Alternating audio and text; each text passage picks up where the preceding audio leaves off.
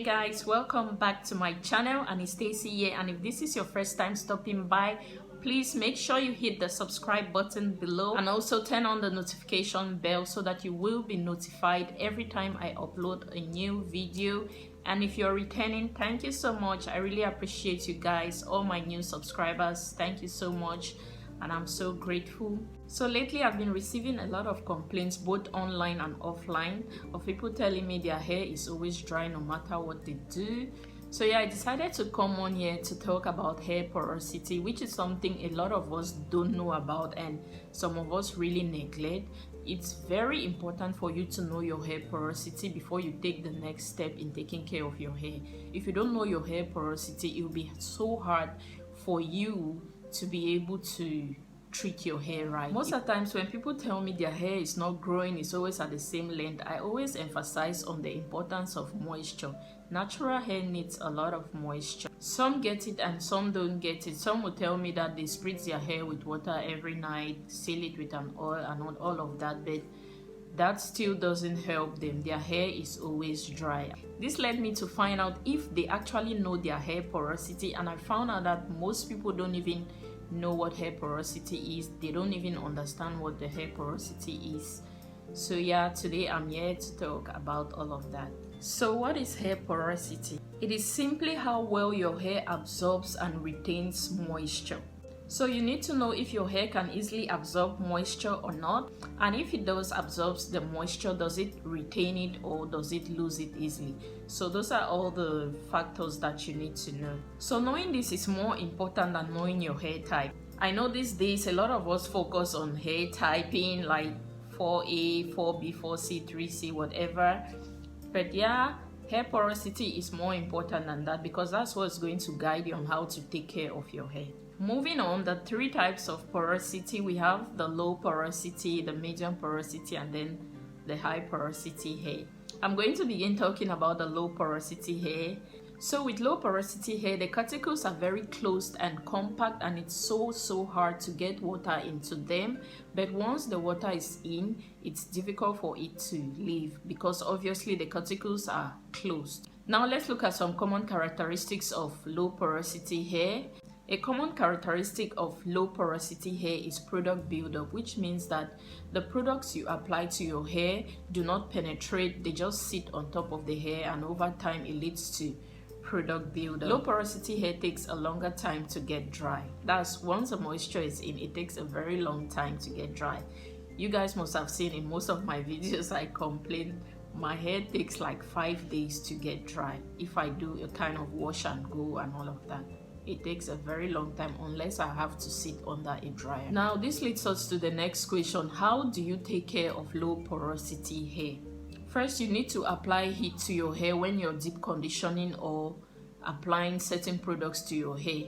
So you need like a steaming cap. When you apply your deep conditioner, you have to put on your steaming cap so that heat is going to open up the hair cuticles for the moisture to penetrate the strands.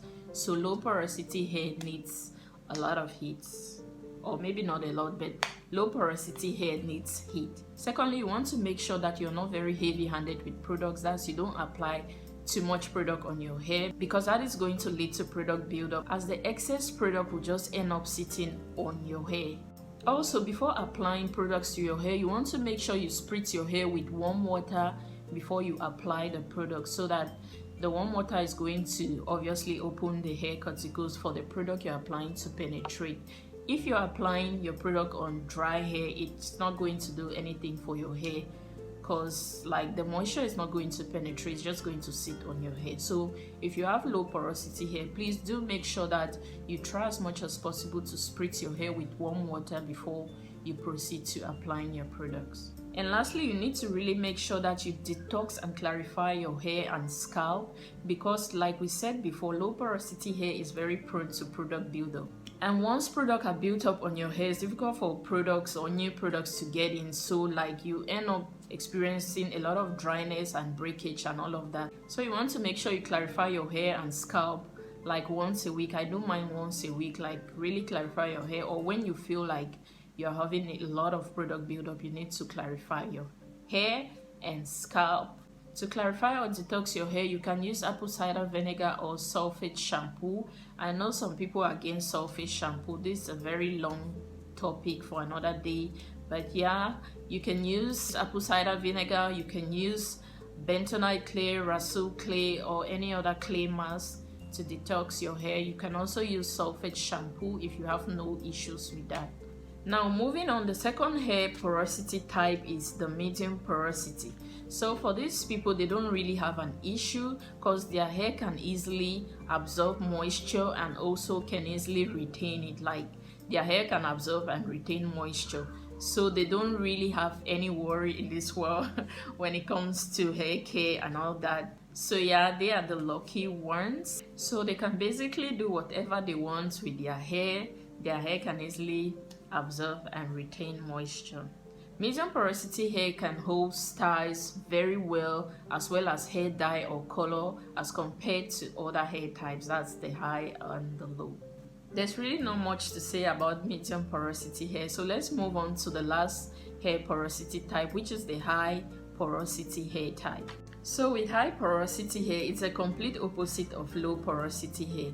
With the high porosity hair, the cuticles are very open. I mean very open. Moisture easily gets in and easily leaves, so the hair is always dry because you put moisture in, it enters but then it leaves immediately. Like moisture can easily penetrate the strands and it also can easily leave. So in this case, the main goal here is to be able to close the cuticles once you've applied moisture to your hair. So yeah, you need to use a lot of products to make sure you lock in the moisture.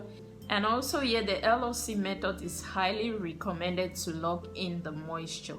LOC is an acronym for liquid, oil, and cream. Also, if you have high porosity hair, you need to avoid heat by all means, because one, the cuticles are already open, and then if you're using heat, it's just going to further open the cuticles, and that's going to leave your hair even more dry. So you don't want that. Those with high porosity hair, make sure you avoid using heat on your hair. Air drying your hair will be perfect for those with high porosity hair, because imagine if you sit under a hooded dryer or any form of dryer, that heat is going to instead absorb moisture from your head, which will leave your hair very dry. So you want to make sure you air dry your hair, and I don't think that's an issue because with high porosity hair, the hair easily gets dry. So you just air dry for a couple of hours and then you're good to go.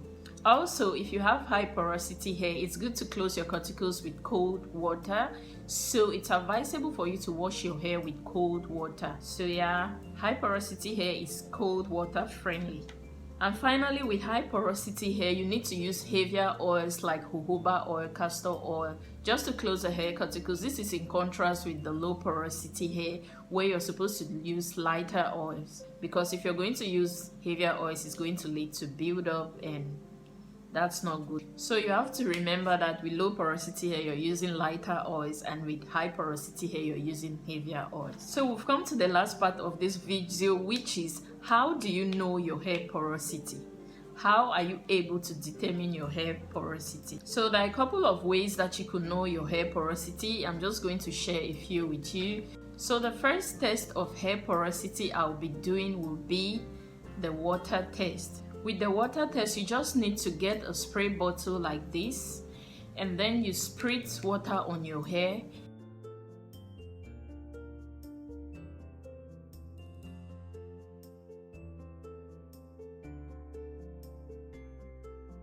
If the water just stays on top, it means you have low porosity hair. But if the water disappears after 10 minutes or so, it means you have high porosity hair, which means the cuticles have absorbed the water because of the open nature of the cuticles. Another very common test is the float test. With the float test, you get a glass of water, and then you get a strand of hair from your hair, and then you place it in the glass of water. It is believed that if the hair floats on top of the water, then you have low porosity hair. But then if it sinks to the bottom, it means you have high porosity hair. And if it kind of stays like in the middle, it means you have medium porosity hair. I personally don't find this method or test very accurate because I've tried it a couple of times and I got like contradictory results. Anyway, it's still a good start, but I'd like to conclude by saying that you should pay attention and observe how your hair reacts to moisture. When you wash your hair or apply products to it, does it easily get dry? If so, it means probably you have high porosity hair. Or does it take longer to get dry? That will mean you have low porosity hair. Or is it just in the middle, which will mean you have medium porosity hair? And finally, if you want to be fancy, you can go see a doctor who can help you determine your hair porosity.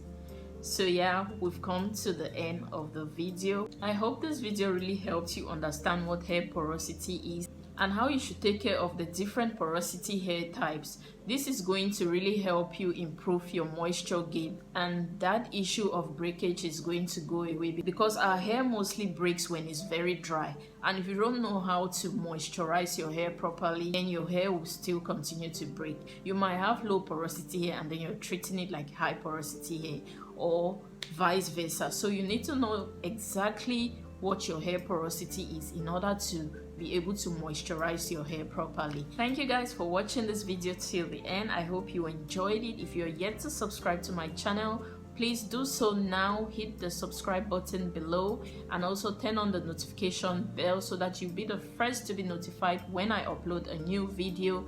And also give this video a thumbs up if you like it, and I'll see you in my next video. Bye.